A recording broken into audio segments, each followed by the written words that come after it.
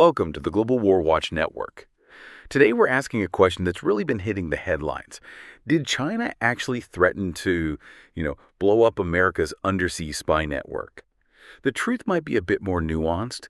This report, well, it could be more hype than reality, potentially fueling another wave of war panic. We're going to explore the sources behind this story. We'll look at the intricate undersea power balance, the concerns on both sides, the U.S. and China, and what Chinese military experts are really discussing privately. This isn't just about those sensational claims. It's about understanding the strategic thinking, the calculations that shape global security beneath the waves. You'll hopefully walk away with a much clearer picture of what's genuinely at stake and maybe more importantly, what's driving Beijing's thinking here. Okay, so let's start with this core idea, this concept that really frames the whole thing. The U.S. and China, they see the undersea situation as a major threat, but in this kind of mirror image way. It's like they're looking at the same picture, but seeing completely opposite dangers. How does that actually play out? Yeah, it's fascinating, isn't it? On one hand, you've got the U.S. primarily worried about China's submarine fleet just growing and growing. We're talking projected numbers like 65 subs this year, 2025, maybe even 80 by 2035. And that includes nuclear ballistic missile subs, nuclear attack subs, and those pretty advanced UN-class diesel-electric boats. They're known for being quiet. Right, so the U.S. sees the numbers, the quantity, as the main issue. But you're saying China's worry is totally different. Totally different. China's anxiety isn't really about the number of American subs. Their big concern is the vulnerability of their own submarines to American Anti-Submarine Warfare, ASW.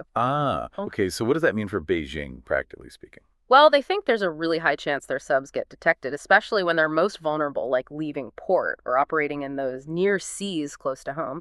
And this isn't just a small worry. It's described in their own internal writings as and I quote, devastating indictment of the operational effectiveness of China's submarine force. Wow, devastating indictment. That's strong language coming from within their own military circles. It suggests a really deep concern. It really does. It signals they believe their subs, which are obviously crucial for projecting power and for their nuclear deterrent, might not be survivable enough against U.S. detection capabilities. So stemming from that feeling of being exposed, Yeah. China views the U.S. ASW system, this whole network, as trying to create what they call unilateral transparency. What's that about? Unilateral transparency basically means they think the U.S. has this one-sided ability to see everything they do underwater, while China can't do the same in reverse. It strips away the submarine's main advantage, stealth. Imagine trying to hide when the other side has perfect night vision. Okay, that makes sense. And how does that impact their operations? They worry this system could essentially block their subs from accessing key sea lanes. It threatens their navigational security, especially when moving subs, like their nuclear ballistic missile subs, their SSBNs, out to operational areas. Those SSBNs need to disappear to be a credible deterrent. And they see a historical parallel here, right? Like with the Cold War. Exactly. They draw a direct line to how the U.S. and allies use geographical choke points, like the gap between Greenland, Iceland, and the U.K., the GIUK gap to track Soviet subs. They feel like the U.S. is trying to create similar choke points, but using technology across broader areas now. So this perceived U.S. system sounds incredibly complex.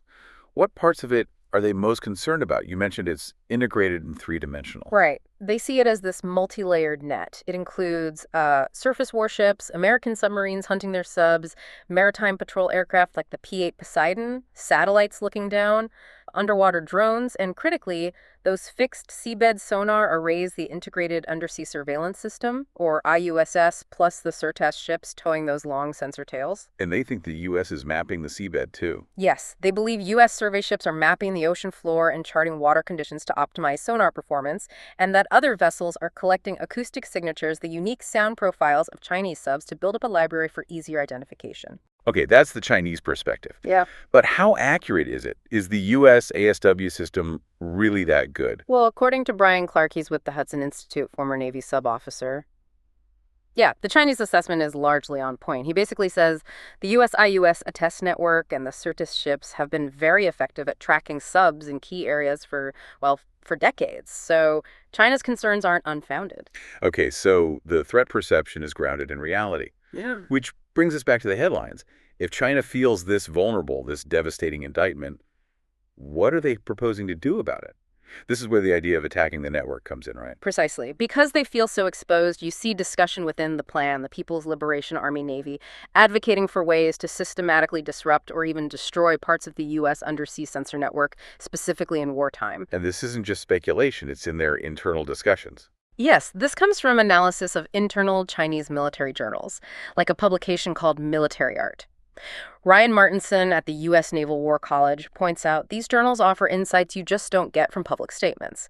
So when serious military thinkers inside the plan are writing about this, it suggests it's a real consideration, not just rhetoric. Which definitely raises the stakes. So what specific methods are they talking about? How would they actually go about disrupting this vast network? They propose a few different angles. First, direct attack and sabotage.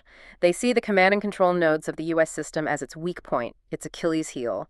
They suggest hitting these with kinetic weapons, missiles, torpedoes maybe, or crippling them through cyber attacks. And the physical infrastructure, the cables and sensors on the seabed. They view the undersea cables and the sensor arrays themselves as, quote, fairly fragile and easily severed.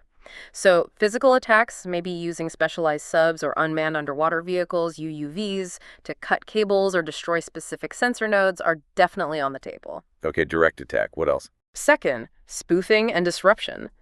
This involves things like using UUVs to generate false signals, trying to confuse or overload the American sensors.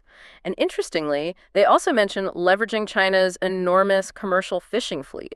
The fishing fleet. How would that work? The sources don't spell out the exact tactics, but you can imagine possibilities. Maybe deploying simple noisemakers, acting as decoys, mapping sensor locations passively, or even physically interfering with equipment in certain scenarios. It taps into that idea of people's war at sea, using civilian assets. Fascinating. And technologically, are they trying to build specific counter capability? Yes, that's the third area, technological development. There's a clear push to develop better ways to find hidden U.S. sensors and drones. This means investing in various detection methods, acoustic, magnetic, optical, electronic, likely using AI to sift through the data. And crucially, they're talking about developing UUVs, specifically designed to destroy U.S. sensor arrays. That's a very offensive capability they're aiming for. So direct attack, spoofing, tech development. Is there another approach? There's also the idea of simply overwhelming the system. Brian Clark suggests China might try to saturate the U.S. network, just deploy a very large number of their submarines simultaneously, maybe right before a conflict starts. The idea is to present too many targets for U.S. forces to track effectively, creating confusion and maybe allowing key subs to slip through. That sounds like a really comprehensive set of potential responses. Yeah. Are they talking about integrating this into a national strategy? Yes, absolutely. The experts writing in these journals are urging for a national strategy that puts much more emphasis on these kinds of countermeasures. They want to prioritize developing the capabilities needed to, as they put it, attack and damage the U.S. system.